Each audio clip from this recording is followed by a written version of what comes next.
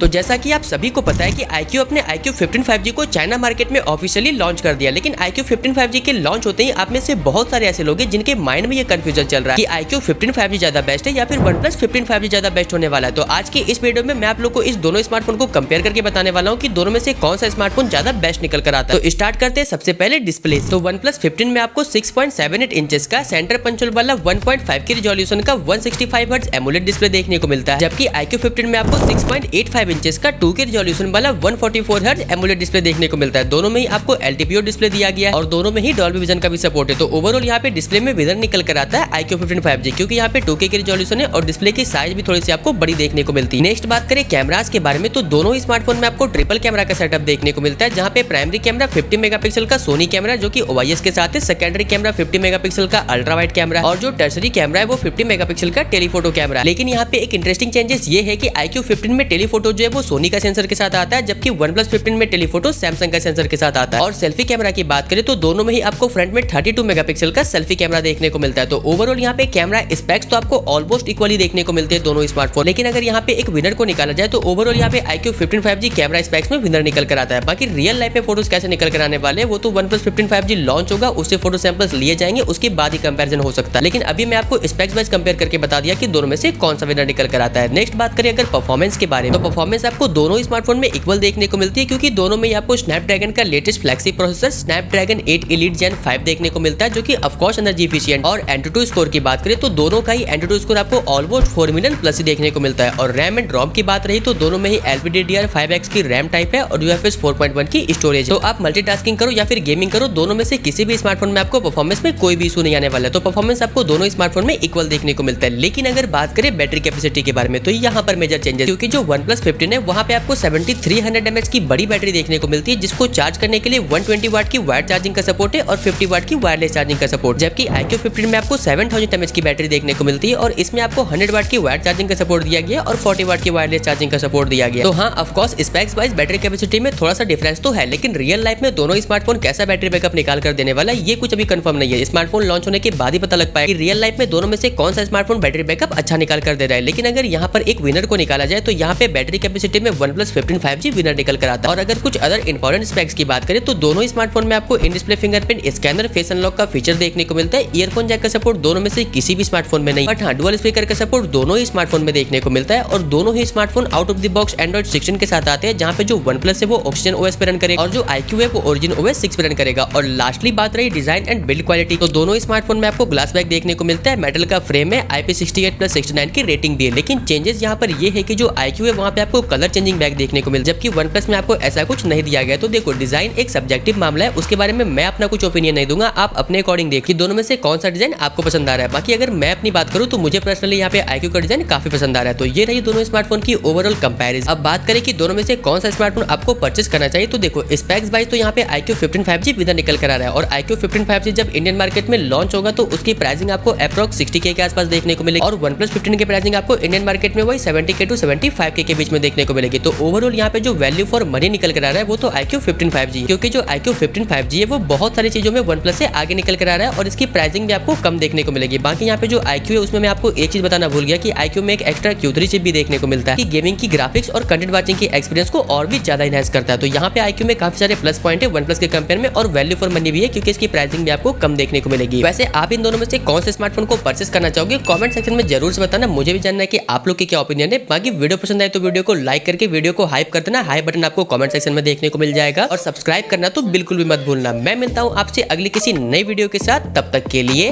Bye.